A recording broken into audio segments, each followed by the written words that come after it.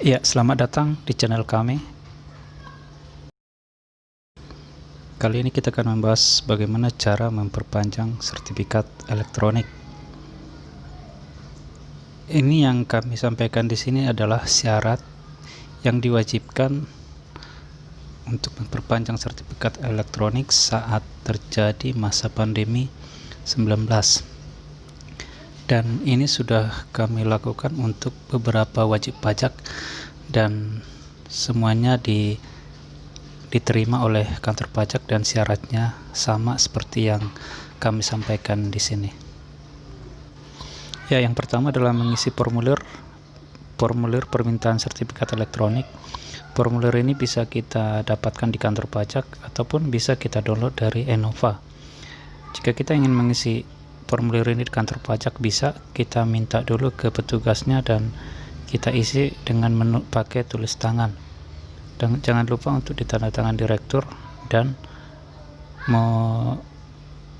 membawa stempel perusahaan, karena jika tidak ada stempel perusahaan maka sertifikat elektronik permohonan kita akan ditolak oleh petugas pajak, dan bisa diisi datanya dengan lengkap agar kita tidak ada kesalahan.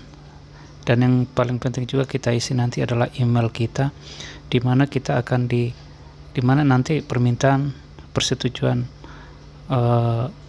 sertifikat elektronik kita akan dikirimkan ke email yang tercantum di permohonan tersebut. Syarat yang kedua adalah fotokopi KTP dan NPWP seluruh pengurus. Ini artinya bahwa seluruh pengurus yang tercantum di akte pendirian harus kita bawa fotokopi KTP dan NPWP-nya. Kalau perlu bisa membawa KTP dan NPWP aslinya. Di sini jika ada 5 orang pengurus yang tercantum di dalam akte pendirian, maka semuanya harus dibawa fotokopi KTP dan NPWP-nya.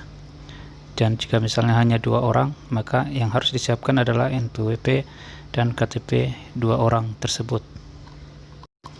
Syarat yang ketiga adalah fotokopi akte pendirian dan akte perubahan. Di sini yang dimaksud dengan akte pendirian dan akte perubahan adalah akte ketika kita mendirikan perusahaan tersebut. Dan jika misalnya akte perubahan belum ada, artinya belum pernah melakukan perubahan terhadap akte tersebut, berarti yang harus dibawa adalah akte pendirian saja.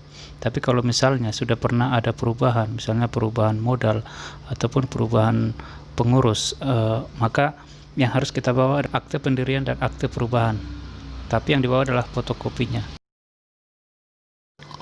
Ya, syarat yang keempat adalah foto terakhir direktur.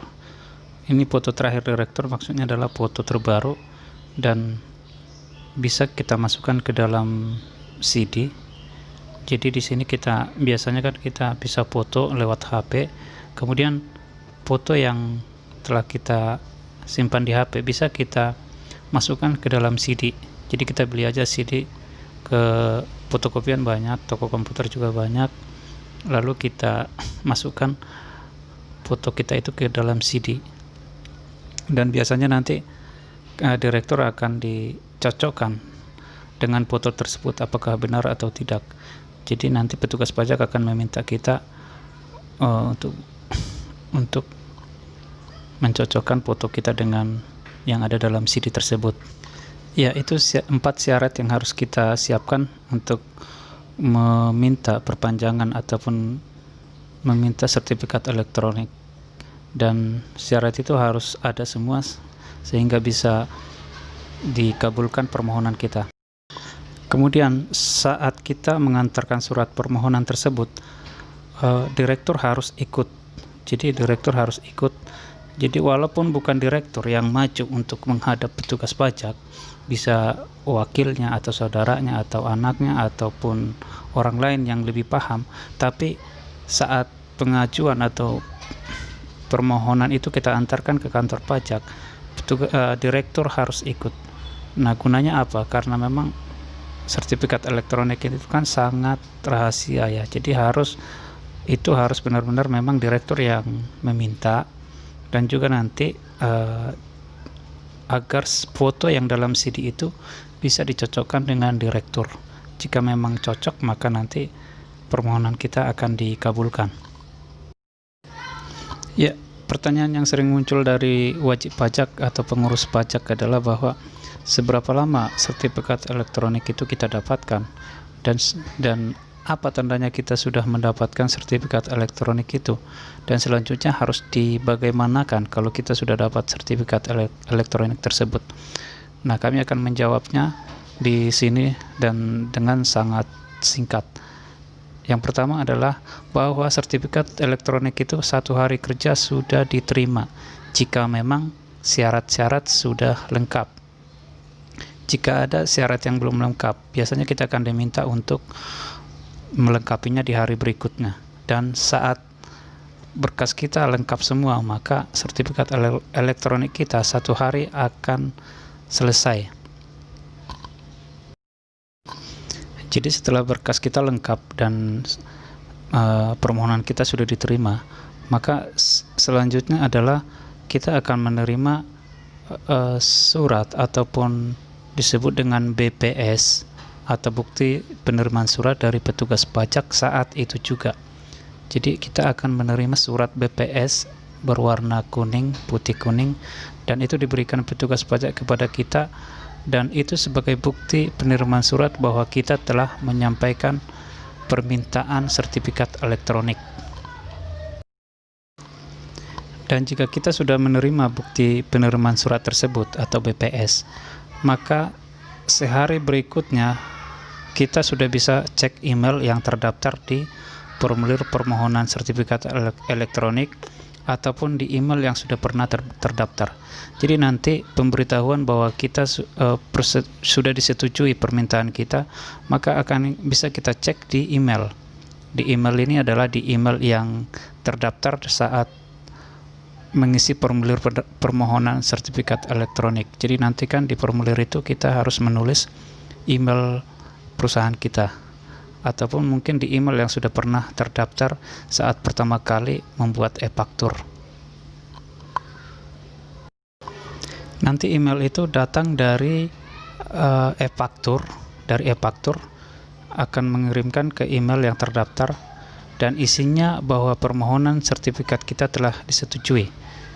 Kita akan lihat nanti di sini contoh emailnya yang seperti apa, dan biasanya email ini sangat rahasia dan tidak boleh diberikan kepada siapapun ya, dan hanya wajib pajak dan wakilnya yang mengurus pajaknya yang bisa mengetahui.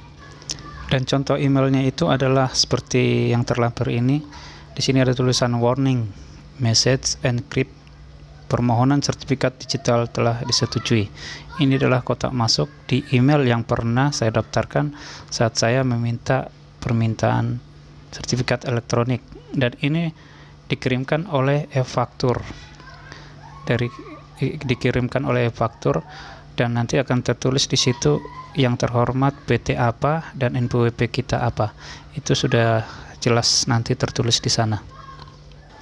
Setelah kita mendapatkan email tersebut, maka langkah selanjutnya adalah kita harus mendownload sertifikat elektronik dari Enova. Nah, untuk bisa mendownload sertifikat elektronik, maka kita harus buka Enova dari browser. Kita buka Enova, maka nanti kita akan disuruh memasukkan user, ataupun user itu biasanya adalah NPWP perusahaan, dan juga password. Dan password ini biasanya dikirimkan ke email yang terdaftar saat kita mengajukan permohonan, dan di situ akan tertulis, di sana akan tertulis password kita apa, dan biasanya password Enova itu adalah antara kombinasi huruf dan angka. Jika kita sudah berhasil masuk, maka kita akan download sertifikat elektronik, kemudian sertifikat elektronik tersebut akan kita install ke browser, di mana kita akan membuka e-faktur tersebut. Dan itulah caranya, bagaimana cara meminta ataupun melakukan permohonan sertifikat elektronik.